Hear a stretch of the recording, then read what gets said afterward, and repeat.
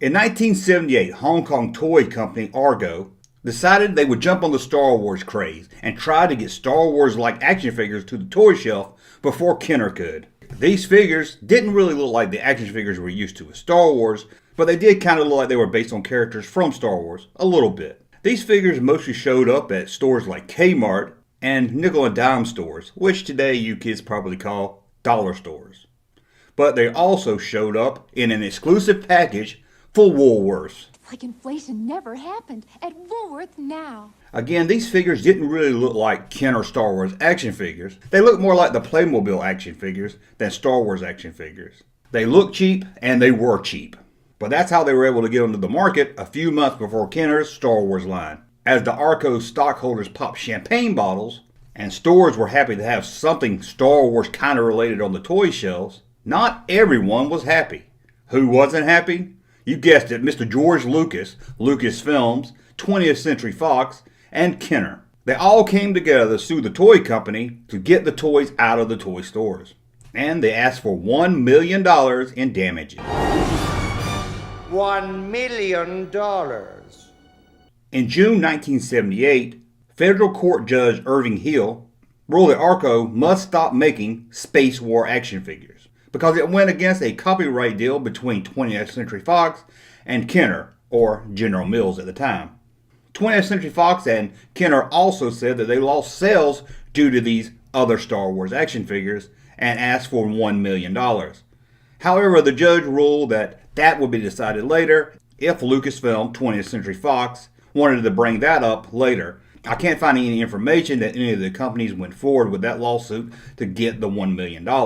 Most of the time, if you were sued for trying to rip off Star Wars, once they got the toy or item pulled from the store, Lucasfilm, Fox, and Kenner kind of left you alone, and I believe that's what they did here. The figures were taken out of the stores, and the company ceased production. And stay out of the Woolworth. So let's look at these first Star Wars action figures, and even some that didn't get released. First up, we had R2-D2. It comes with a lightsaber, a space sword, a space gun, a TV walkie-talkie, a mechanical arm, and a TV camera. Not really sure, but I guess it was cheap to make. As you can see here, it doesn't really look that much like R2-D2, but you can kind of see that that's what they were going for. Let's look at Chewbacca. Chewbacca came with a space gun, a TV walkie-talkie, a mechanical arm, and a space pack. What's the difference between a regular backpack and a space pack? Can't really tell you. I guess it's to hold your asteroids in. Oh, anyway. Okay, that's Chewbacca, and it looks a little bit like Chewbacca, but you got to really kind of squint your eyes to make it look like Chewbacca.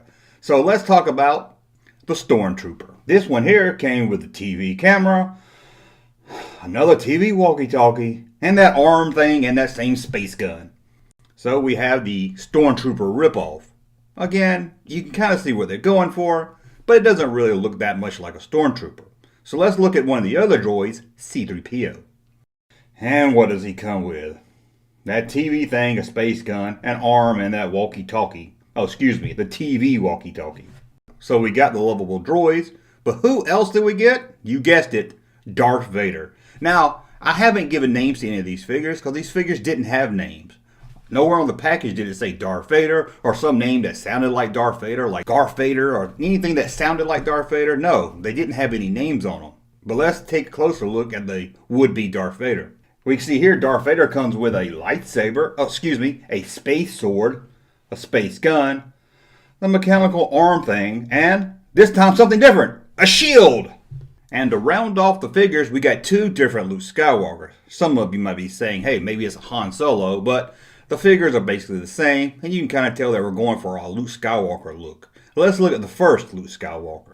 This one came with, you guessed it, a TV walkie-talkie, that gun, that arm, that sword, and the same space pack. But like I said, there were two Luke Skywalkers, and this second Luke Skywalker actually has a name. Space Kid. What does Space Kid come with? Can you believe it? New stuff! He came with a helmet, a metal detector. That's right, a metal detector. A space gun, an oxygen tank, and a jet rover. As you can see from the picture, this one also looks nothing like Luke Skywalker. Now, let's talk about what didn't get released, and that was a gift set of 3 action figures. In this set, we have the Chewbacca figure, the Stormtrooper, and C-3PO.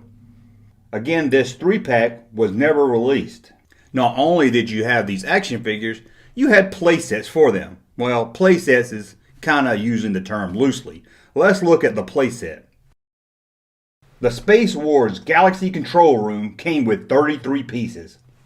Looks like it came with 33 pieces of junk if you ask me. As you can see here, there wasn't much of a playset here, except a couple of figures and some little pieces. And it looks like nothing from the Star Wars movies. But they also released games, so let's take a look at some of the games. There was a Space War toy game, released in either blue or red gun. And the blue gun was sold in 2 different packages. One with it angled, and the other it wasn't. The guns came with a metal target.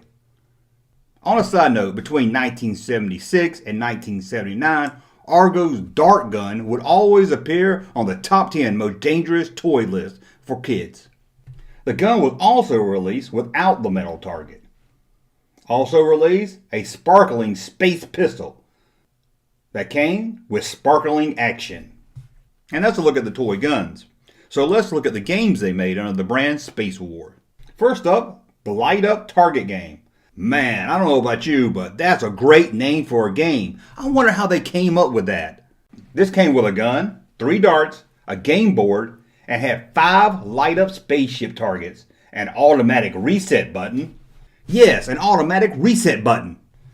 And a scorekeeper. And the scorekeeper is just a little piece of plastic you slide up and down. The other game was yet another gun game. These guys really love their dart guns.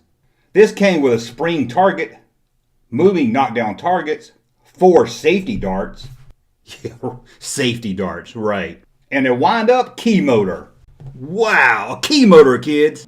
Are we having fun yet? Looking at these toys, I have to wonder if the judge was in the pocket of 20th Century Fox or Kenner, because they really don't look like Star Wars toys. Now you can argue that the Stormtrooper figure or maybe the Chewbacca looks a little like them. I don't think it looks enough like them to get them pulled from toy shelves and to end up in court. If you ask me, and just my opinion, Arco got screwed.